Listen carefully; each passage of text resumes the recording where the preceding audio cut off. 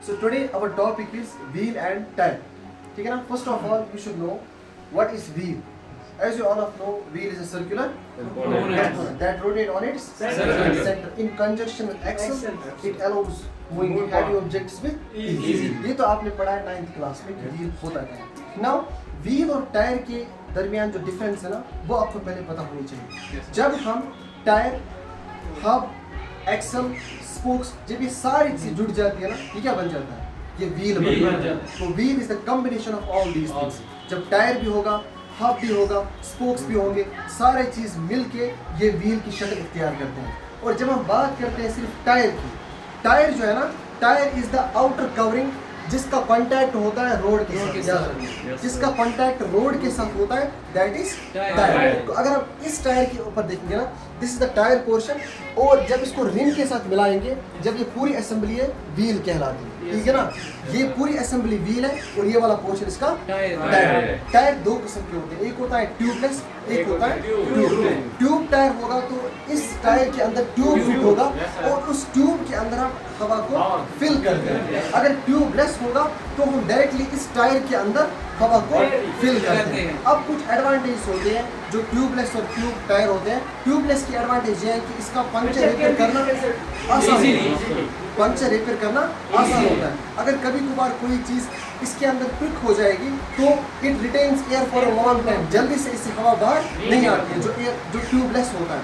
Otherwise अगर tube वाला tyre होगा तो उसमें क्या होता है, जैसे ही उसमें कोई नील वगैरह उसके अंदर पिक होता है तो उससे क्या होता है, हवा जल्दी से बाहर आती है. एंड दूसरी एडवांटेज ये होती है, ये वाला टायर जो ट्यूबलेस होता है, it runs cooler and it is lighter. ज़्यादा हीट ये प्रोड्यूस नहीं करता है. और ये जो टायर होता है ना, इसका वेट क्या होता है, कम होता है. अब आते हैं इसकी स्पेसिफिकेशन पे. जो हमारा टॉपिक है how to read a tyre. एक टायर को हम कैसे पढ़ सकते हैं. इस टायर के ऊपर एक नंबरिंग होती है. You are an automobile student, you should know this tyre what these numbers indicate.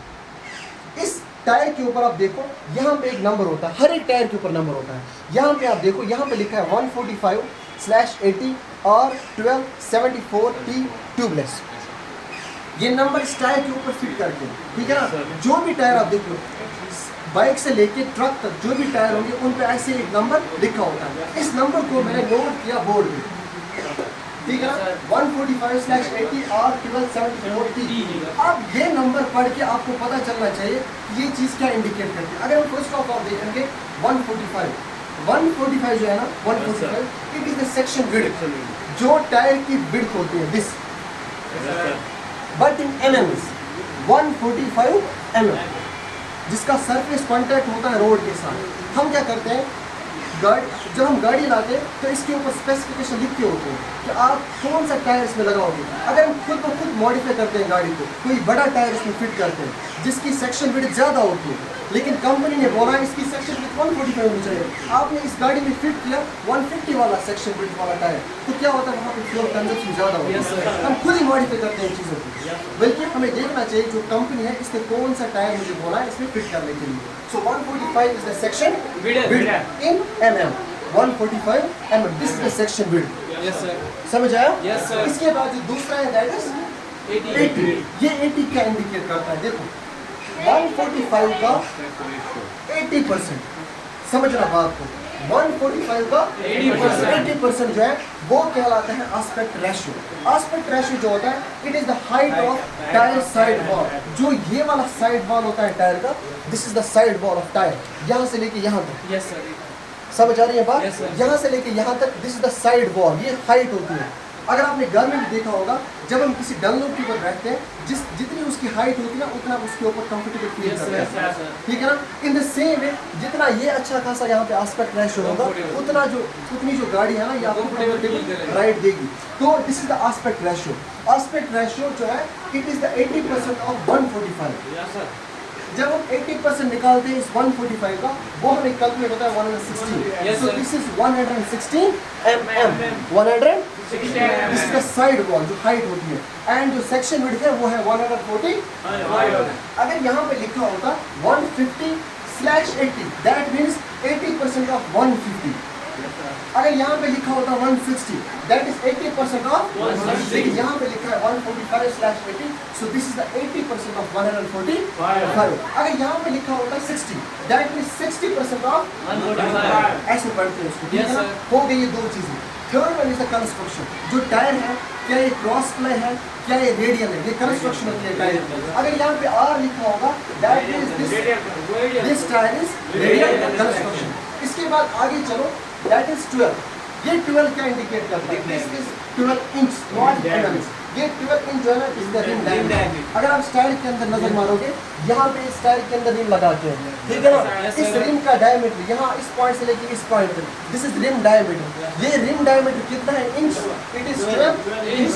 और हमेशा याद रखना, जो टायर का जो अंदर वाला डायमीटर होता है, इनर डायमीटर, ये बराबर होना चाहिए इस रिम डायमीटर के, तभी जाके इस रिम के ऊपर टायर फिट आएगा. अगर कभी कभार क्या होगा, रिम बड़ा होगा, टायर छोटा होगा, तो उसके ऊपर टायर फिट नहीं आएगा. So we can say this rim diameter, ये इंडिकेट करता है ये वाला नंबर. सो 12 इंच इसका रिम डायमीटर है इस टायर. इसके बाद आगे चलो, अब रह गए दो पॉइंट्स यहाँ पे, 74T. अब ये 74 क्या है? 74 is the load index. Load index हो गया कि load capacity of the tyre, कि जो टायर है ये कितना लोड बेयर कर सकती है, ये कितना लोड बेयर कर सकती है. इसके लिए हमारे पास एक चार्ट होता है, जिस चार्ट को हम रीड करके हम पता कर सकते हैं ये 74 क्या इंडिकेट करता है. एक चार्ट आता है, उसके आगे लिखा होता है 74 मतलब कितना लोड है, 75 कितना लोड है, 80 कितना लोड है. जब हम उस चार्ट को देखते हैं तो 74 इंडिकेट करता है 375. अगर आप जाओ किसी टायर शॉप के अंदर जहाँ टायर चेंज होते हैं, वहाँ पे एक चार्ट लगा के होते हैं, 74 load index means 375 kg. That means हर कोई टायर जो है इस गाड़ी के अंदर, ये कम से कम कितना लोड उठा सकती है? 375 kg. इसके बाद जो लास्ट पॉइंट है, that is the alphabet T. इसी तरीके से एक चार्ट होगा, उस चार्ट से आपको पता चलता है कि जो T है, this is the speed symbol. अगर मैंने इस टायर के ऊपर कितना लोड डाला? 375. तो इस 375 पे ये किस स्पीड से चल सकता है? This is the maximum speed of tyre at full load. अगर मैं इस टायर के ऊपर फुल लोड डाला तो उस वक्त मैक्सिमम स्पीड कितनी अटेन कर सकती है? That is 190 km/h. So these are the words. किस तरीके से आप एक टायर को पढ़ सकते हो. Hope you understand this lesson.